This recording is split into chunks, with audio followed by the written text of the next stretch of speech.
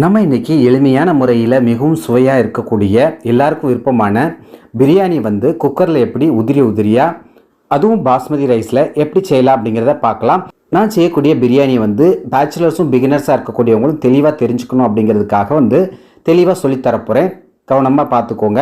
நான் இன்றைக்கி வந்து 1/2 கிலோ வந்து சிக்கன் எடுத்து வச்சுருக்கிறேன். நீங்கள் வந்து பீஸ் வந்து மீடியம் சைஸில் போட்டுக்கோங்க பிரியாணிக்கு. அடுத்ததாக வந்து நான் இன்றைக்கி பாஸ்மதி ரைஸ் எடுத்து வச்சுருக்கேன். அதுவும் வந்து இந்தியா கேட் பாஸ்மதி ரைஸு.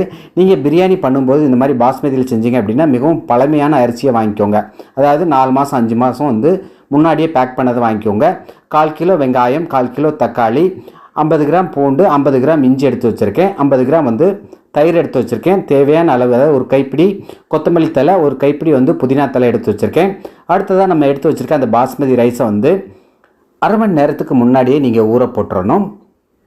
பாருங்கள், இந்த மாதிரி மெத்தடில் நல்லா கழுவிட்டு அதை ஊற வச்சுருங்க, தனியாக எடுத்து வச்சுருங்க. அடுத்ததாக வந்து அடுப்பில் ஒரு குக்கர் வச்சுக்கோங்க.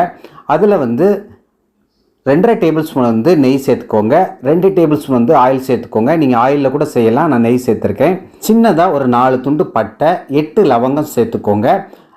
கூடவே பிரியாணியால் சேர்த்துக்கோங்க. 1/4 கிலோ வெங்காயத்தை வந்து இந்த மாதிரி நீல வாக்கில் கட் பண்ணி சேர்த்துக்கோங்க. பிரியாணிக்கு வந்து இந்த மாதிரி நீல வாக்கில் இருக்கணும். வெங்காயம் வதங்கிறதுக்காக கொஞ்சமாக உப்பு சேர்த்துக்கோங்க. கல் உப்பு சேர்த்துக்கிறேன். சேர்த்துட்டு நல்லா வதக்கி விடுங்க. இந்த அளவுக்கு கலர் வர்ற வரைக்கும் வதக்கிட்டு அடுத்ததாக இது கூட வந்து 1/4 கிலோ தக்காளியை வந்து இந்த மாதிரி பொடிசாக கட் பண்ணி சேர்த்துக்கோங்க.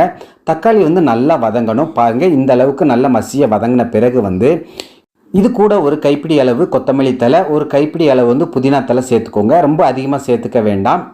சேர்த்துட்டு நல்லா வதங்கின பிறகு இதில் வந்து நம்ம இஞ்சி பூண்டு அரைச்சதை வந்து சேர்த்துக்கலாம். ரெண்டையும் ஒன்றா நான் அரைச்சி சேர்த்துக்கிறேன். சேர்த்துட்டு பச்சை வாசனை போகிற வரைக்கும் நல்லா கலந்து விடுங்க. இந்த அளவுக்கு நல்லா கலந்த உடனே இதில் வந்து நம்ம இந்த நேரத்தில் சிக்கன் பீஸாக சேர்த்துக்கலாம். நான் இன்றைக்கி வந்து அரிசியும் சிக்கனும் வந்து ரெண்டுமே வந்து ஈக்குவல் அளவு, அதாவது ஒரே அளவு தான் எடுத்துருக்கிறேன். 1/2 கிலோ தான் எடுத்துருக்கிறேன். இந்த அளவில் கரெக்டாக பார்த்துக்கோங்க. சிக்கனை சேர்த்துட்டு நல்லா கலந்து விடுங்க. அந்த மசாலாலாம் வந்து சிக்கனில் சாடுற அளவுக்கு நல்லா கலந்து விட்ட பிறகு வந்து இதில் வந்து காரத்துக்கு ஏற்ற மாதிரி 3 பச்சை மிளகாய், 2 டேபிள் ஸ்பூன் மிளகாய்த்தூள், 1/4 டேபிள் ஸ்பூன் வந்து கரம் மசாலா சேர்த்துட்டு நல்லா கலந்து விடுங்க. நான் இந்த மசாலா மட்டும்தான் சேர்க்குறேன், வேறு எதுவும் சேர்க்கலை. அடுத்ததாக இப்போ வந்து நம்ம எடுத்து வச்சுருக்க தயிரை சேர்த்துட்டு நல்லா கலந்து விடுங்க.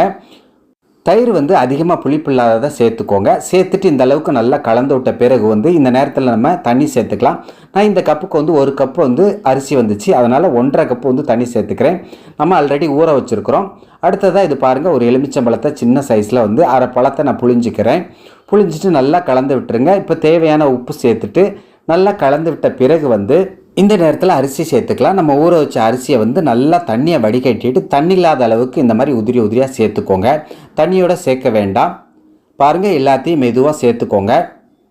இன்றைக்கி நான் 4 பேர் சாப்பிட்ற அளவுக்கு வந்து செய்ய போகிறேன். பாஸ்மதி ரைஸ் வந்து 1 கிலோ வந்து 8 பேர் சாப்பிட்லாம். நான் இன்றைக்கி 1/2 கிலோ எடுத்திருக்கேன். 4 பேர் வந்து தாராளமாக சாப்பிட்லாம். இப்போ நீங்கள் அரிசி சேர்த்துட்டு மெதுவாக கிளறி விடுங்க. ரொம்ப வேகமாக கிளறி விட வேண்டாம். நம்ம சேர்த்த அரிசி உடையாத அளவுக்கு மெதுவாக கிளறி விட்டுட்டு இப்போ குக்கர் மூடி போட்டு விசில் போட்டுடலாம். விசில் போட்டுட்டு கரெக்டாக வந்து 2 விசில் வச்சா போதும், அதுக்கு மேலே வைக்க வேண்டாம். நான் வந்து 2 விசில் தான் வச்சேன். 2 விசில் வச்சுட்டு தம் அடங்கட்டும், வெயிட் பண்ணலாம். அதுக்கு இடையில் வந்து இதுக்கு தேவையான வந்து ரைத்தா செஞ்சிடலாம். இன்றைக்கி வந்து நம்ம ரைத்தா வந்து ஒரு வெங்காயத்தில் வந்து நான் செஞ்சுருக்கேன். பொடிசாக கட் பண்ணிவிட்டு ஒரு பவுலில் சேர்த்துக்கோங்க. ஒரு பச்சை மிளகா பொடிசாக கட் பண்ணி சேர்த்துக்கோங்க. கொஞ்சமாக கொத்தமல்லி தலை. அடுத்ததாக இது வெள்ளரிக்காய். நான் இதில் வந்து பாதியை கட் பண்ணி தோலை உரிச்சிட்டு அதை சேர்த்துக்கிறேன். இப்போ இதுக்கு தேவையான உப்பை சேர்த்துட்டு நம்ம எடுத்து வச்சுருக்க 100 ml தயிரை வந்து இதோட சேர்த்துட்டு நல்லா கலந்து விட்டுருங்க. இது கூட உங்களுக்கு தேவையான பழங்களை சேர்த்துக்கலாம். மாதுளம்பழம், தக்காளி பழத்தை பொடிசாக கட் பண்ணி சேர்த்துக்கலாம்.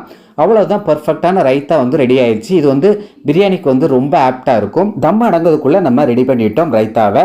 இப்போ வந்து பிரியாணி எப்படி இருக்குன்னு பார்க்கலாம்.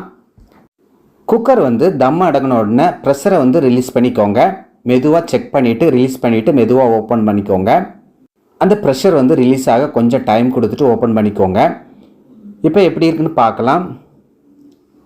வாவ், ரொம்ப சூப்பராக வந்திருக்கு. நல்ல பொலான்னு நல்லா உதிரியாக வந்திருக்கு. இதனுடைய சுவையை கூட்டதுக்காக 1 டேபிள் ஸ்பூன் வந்து நெய்யை வந்து மேலே அப்படியே தூவிக்கலாம். இப்போ நம்ம கரண்டியோடைய பின்பகுதியை வச்சு மெதுவாக இப்படி கிளறி விடுங்க. பாருங்கள் எந்த அளவுக்கு பர்ஃபெக்டாக வந்திருக்குன்னு பாருங்கள் பிரியாணி. நண்பர்களே, ஒரு வேண்டுகோள், நீங்கள் எந்த ஊர் எந்த கண்ட்ரிலேருந்து இந்த வீடியோ பார்க்குறீங்க அப்படிங்கிறத கமெண்ட் பாக்ஸில் தெரியப்படுத்துங்க, மிகவும் சந்தோஷப்படுவேன். ஓகே நண்பர்களே, இதே மாதிரி பக்குவத்தில் இதே அளவுகளோட நீங்களும் இந்த பக்குவத்தில் பிரியாணி செய்து சாப்பிட்டு பார்த்துட்டு டேஸ்ட் எப்படி வந்துன்னு சொல்லுங்கள். இந்த வீடியோ உங்களுக்கு பிடிச்சிருந்தா லைக் பண்ணுங்கள். உங்கள் நண்பர்களும் சொந்தங்களும் பார்க்கணும்னா அவர்களுக்கும் ஷேர் பண்ணுங்கள். மறக்காமல் நம்ம சேனலை சப்ஸ்கிரைப் பண்ணாதவங்க சப்ஸ்கிரைப் பண்ணிக்கோங்க, ஃபாலோ பண்ணாதவங்க ஃபாலோ பண்ணிக்கோங்க. ஓகே நண்பர்களே, எல்லாரும் பாதுகாப்பாக இருங்க. இதே போன்று அடுத்து ஒரு அருமையான வீடியோவில் சந்திக்கிறேன். டேக் கேர், பாய் பாய், தேங்க்யூ.